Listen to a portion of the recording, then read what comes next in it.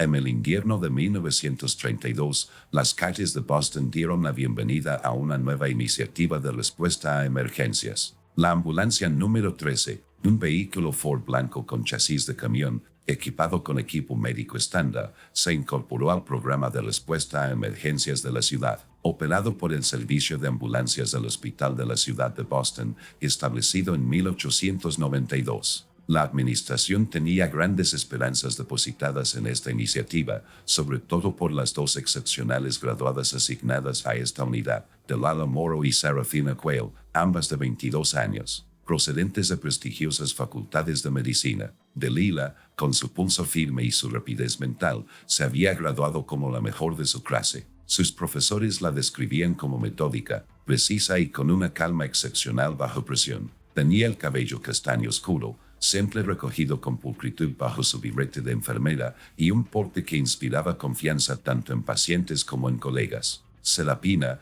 igualmente competente, era conocida por su profundo conocimiento de productos farmacéuticos y protocolos de emergencia. Rubia y de voz suave, poseía una notable capacidad para tranquilizar a los pacientes en apuros. La pareja se ganó rápidamente la reputación de ser los ángeles blancos de los servicios médicos de emergencia de Boston. Su superior, el Dr. Ahmed Whitaker, elogiaba regularmente su labor ante la junta directiva del hospital. Estas jóvenes representan el futuro de la medicina de emergencia, comentó en una ocasión durante una reunión de personal. Su atención al detalle y su compromiso con la atención al paciente son ejemplares. Durante los primeros 6 meses, la ambulancia número 13 mantuvo un historial impresionante. El vehículo, con su distintiva cruz roja estampada en el lateral, se convirtió en una imagen familiar en los barrios de Boston. El equipo respondió a todo tipo de casos, desde infartos hasta accidentes automovilísticos, lesiones laborales y emergencias domésticas. Su documentación era impecable y sus protocolos se seguían al pie de la letra. Auguste Belmont,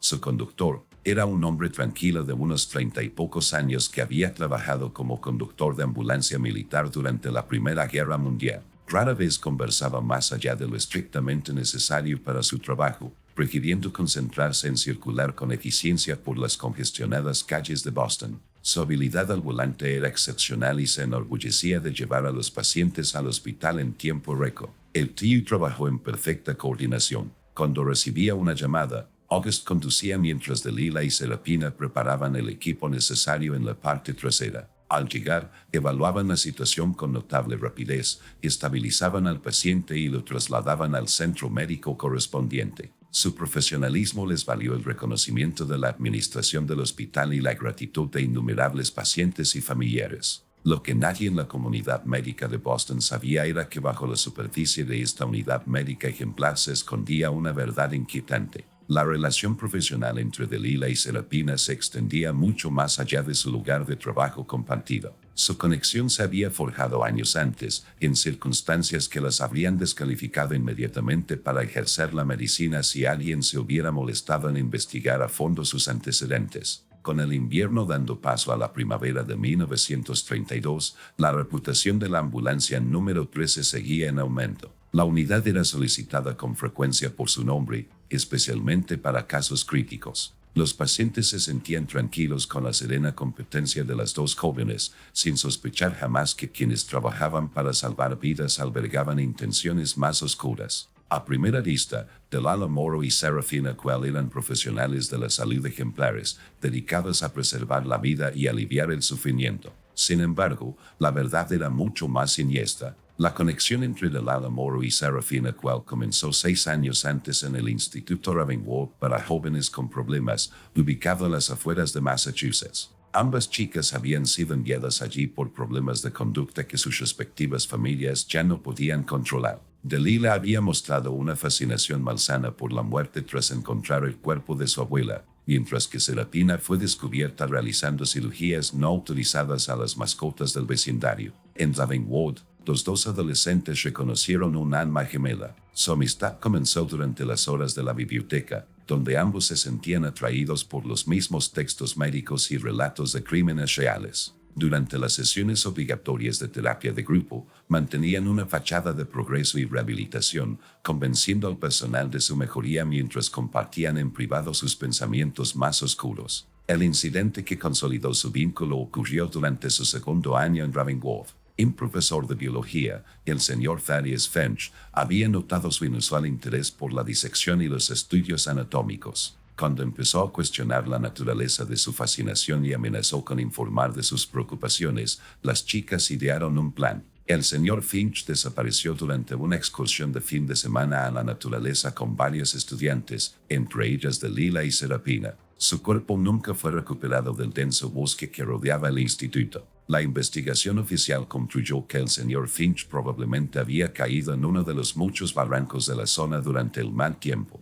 El caso finalmente se cerró, calificándose de desafortunado accidente. Solo Delilah y Serafina sabían la verdad, que habían orquestado su desaparición tras alejarlo del grupo. Este secreto compartido creó un vínculo inquebrantable entre ellas. Tras graduarse de Ravensworth con evaluaciones psicológicas falsificadas, ambas mujeres cursaron estudios de medicina. Su rendimiento académico fue sobresaliente y su conducta impecable. Mantuvieron contacto durante sus estudios, reuniéndose ocasionalmente para hablar de sus intereses mutuos y planes de futuro. Ambas comprendieron que el campo de la medicina les brindaría el acceso y la autoridad que ansiaban. Cuando surgió una oportunidad de unirse al programa experimental de ambulancias de Boston, manipularon el proceso de asignación para asegurar su colaboración. El campo de la medicina de emergencia ofrecía lo que más deseaban: pacientes vulnerables, acceso a medicamentos potentes y mínima supervisión durante el traslado. Era el entorno perfecto para sus propósitos. Auguste Belmont,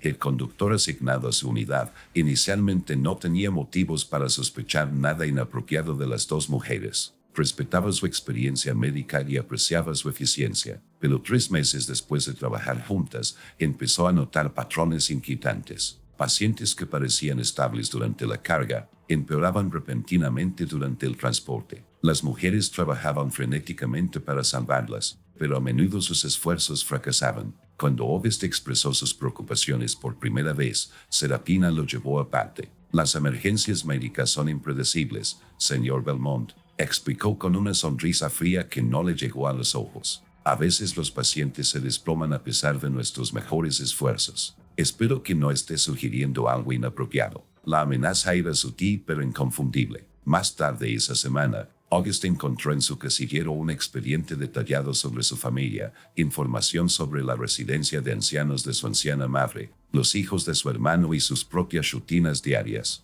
El mensaje era claro: silencio o consecuencias. A partir de ese momento, Auguste se convirtió en un cómplice involuntario, conduciendo la ambulancia a sus rondas programadas y, ocasionalmente, a un centro psiquiátrico abandonado llamado Bennington House, donde las mujeres pasaban el tiempo entre llamadas. Las dos mujeres se habían transformado de adolescentes con problemas en algo mucho más peligroso: profesionales médicas con el conocimiento, el acceso y la falta de conciencia necesarios para cometer los crímenes perfectos. La metodología empleada por Delilah Morrow y Serafina Quell era sofisticada y casi imposible de detectar sin una sospecha específica. Habían desarrollado un sistema que les permitía seleccionar víctimas y eliminarlas de maneras que parecían naturales, incluso para los médicos forenses. Sus criterios de selección fueron precisos. Se centraron en pacientes que ya se encontraban en peligro, pero no en estado crítico, individuos que no morirían de inmediato sin intervención, pero cuyas muertes no resultarían sospechosas dadas sus afecciones médicas. Pacientes cardíacos, víctimas de accidentes con hemorragias internas y pacientes de edad avanzada con problemas respiratorios, todos eran sujetos ideales para sus experimentos. Las mujeres usaban una combinación de medicamentos que, al administrarse en secuencias específicas, causaban un rápido deterioro que imitaba la progresión natural de la condición de la paciente. Serafina, con sus amplios conocimientos farmacéuticos, había desarrollado varios compuestos imposibles de rastrear modificando medicamentos estándar disponibles en su botiquín de ambulancia. Su arsenal incluía morfina, brandy, que aún se usaba como analgésico en las ambulancias de la época, y adrenalina. Estas sustancias, al administrarse en combinaciones específicas, aceleraban la insuficiencia cardíaca, inducían un paro respiratorio o desencadenaban arritmias mortales. Todo ello con mínimas evidencias en el torrente sanguíneo. La contribución de Delilah fue igualmente significativa. Perfeccionó el proceso de documentación, creando informes médicos que describían casos típicos de pacientes que se desplomaban a pesar de las intervenciones adecuadas. Sus registros eran meticulosos, anotando los signos vitales, las intervenciones y las respuestas de una manera que contaba una historia convincente de profesionales médicos que hicieron todo lo posible por salvar vidas que simplemente eran insalvables. La ambulancia en sí había sido modificada sutilmente. Un compartimento oculto bajo el asiento del conductor contenía sus medicamentos especializados y cuadernos. El inventario oficial del vehículo siempre cumplía con las regulaciones, pero las mujeres tenían acceso a sustancias adicionales que nunca se registraban. Esto era similar al diseño tradicional de las ambulancias, donde el equipo médico solía almacenarse bajo el asiento del conductor, lo que hacía que su modificación pasara desapercibida. Su proceso solía comenzar con una evaluación. Una vez a solas con el paciente en la ambulancia, determinaban rápidamente si cumplía con los criterios. De ser seleccionado, Serapina administraba una dosis inicial de su compuesto, cuidadosamente camuflada como un medicamento estándar adecuado para la condición del paciente. Dalila monitoreaba los signos vitales, documentando el deterioro esperado. A medida que el paciente empezaba a deteriorarse, le realizaban intervenciones médicas legítimas, propias de la década de 1930, administrar oxígeno si estaba disponible, monitorizar los signos vitales, aplicar vendajes y férulas, todo ello con la precaución de que estos esfuerzos fracasaran. El momento era crucial. El paciente debía sobrevivir lo suficiente para llegar al hospital, pero fallecer justo antes o poco después. En sus cuadernos, guardados en Bennington House, registraron sus observaciones con precisión científica. Cada anotación contenía detalles sobre la dosis, las características del paciente, el tiempo transcurrido hasta el efecto y los síntomas observables. Clasificaron a sus víctimas según su respuesta fisiológica, creando categorías como respondedores rápidos, sujetos resistentes y candidatos óptimos. Estas notas clínicas revelaron el verdadero horror de sus acciones, el enfoque imparcial y experimental que adoptaron para acabar con vidas humanas. La función de August Baumann era principalmente conducir y guardar silencio. Le indicaban que tomara rutas específicas que optimizaran el tiempo de transporte cuando seleccionaban a una víctima. En estas ocasiones, conducía con más precaución, saltándose todos los semáforos en rojo y tomando rutas menos directas, todo para darles a las mujeres el tiempo que necesitaban. Su conciencia lo atormentaba, pero el temor por la seguridad de su familia lo mantenía cómplice. Para noviembre de 1932, Dalila y Serapina habían cobrado 17 vidas con su operación de ambulancia. Ninguna de estas muertes había suscitado preocupación significativa en el sistema médico. Los pacientes habían llegado a los hospitales ya fallecidos o en una situación de sufrimiento tan grave que sus muertes posteriores parecían inevitables. Las mujeres fueron elogiadas con frecuencia por sus heroicos esfuerzos para salvar a estos pacientes condenados, y su reputación se fortalecía con cada vida que arrebataban en secreto. El sistema que habían desarrollado era terriblemente efectivo. De no haber sido por una serie de coincidencias y la atención de un detective a las anomalías estadísticas, podrían haber continuado indefinidamente, perfeccionando sus métodos y ampliando su macabra investigación. El detective Randolph Castro no estaba asignado a casos de homicidio. Su departamento dentro de la policía de Boston se centraba en fraudes y delitos financieros, lo que lo convertía en una persona improbable para descubrir una serie de asesinatos relacionados con la medicina. Sin embargo, Kestrel poseía dos cualidades esenciales: experiencia en análisis estadístico y una persistencia excepcional. La investigación comenzó inadvertidamente cuando Kestrel revisaba los patrones de reclamaciones de seguros en un caso de fraude relacionado con la facturación hospitalaria. Observó una anomalía estadística: los pacientes transportados por la ambulancia número 13 tenían una tasa de mortalidad significativamente mayor que la de los transportados por otras unidades, incluso considerando la gravedad de las condiciones iniciales. Esta observación podría haber sido descartada como coincidencia por otro investigador, pero la mente matemática de Kestrel reconoció la improbabilidad. Un examen más detallado reveló inconsistencias adicionales. La documentación de la ambulancia N-Grados 13 era impecable, de hecho, demasiado perfecta, mientras que otros equipos de ambulancia solían presentar variaciones en sus estilos de reporte y omisiones ocasionales. Los registros de Dalila y Serapina seguían patrones idénticos independientemente de la emergencia. Esta consistencia anormal despertó las sospechas de que Street. Comenzó una investigación discreta, con cuidado de no alertar a la administración del hospital ni al personal de la ambulancia. Creó una cronología de las muertes asociadas con la ambulancia número 13, comparándolas con los horarios y lugares de llamada del personal. Surgió un patrón. Las muertes sospechosas se concentraban en ciertos días de la semana y tendían a ocurrir durante el turno de noche, cuando la supervisión era mínima. Otro avance se produjo cuando Kestrel entrevistó a familiares del fallecido. Varios mencionaron el mismo detalle. Los dos asistentes médicos habían sido excepcionalmente atentos, haciendo preguntas inusuales sobre la vida del paciente,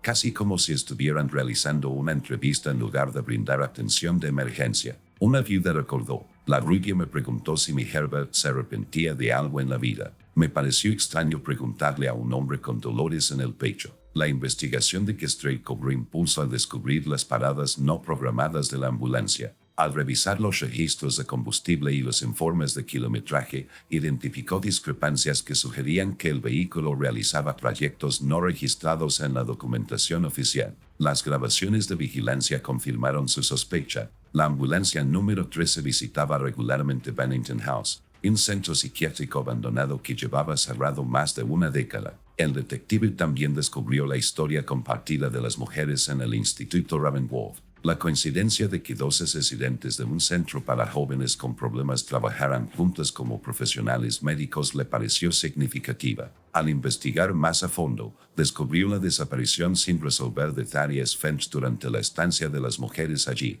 A finales de noviembre, Kestrel había recopilado suficientes pruebas circunstanciales para justificar la vigilancia del personal de la ambulancia. Solicitó la ayuda del oficial Malcolm Reed, quien contaba con formación médica básica adquirida en el ejército. El plan era sencillo pero arriesgado. Reed se haría pasar por un paciente con síntomas cardíacos en una zona atendida por la ambulancia número 13. Una vez dentro de la ambulancia, observaría los procedimientos del personal mientras ocultaba un pequeño bloc de notas para documentar lo que presenciaba. El 28 de noviembre de 1932, la trampa estaba tendida. Reed fue descubierto desplomado en una acera en la zona de Back Bay y la ambulancia número 3 acudió al lugar. Como era de esperar, Delilah y Serapina lo subieron al vehículo y comenzaron su reconocimiento. Sin que ellas lo supieran, 3 vehículos policiales lo seguían a distancia, rastreando sus movimientos por la ciudad.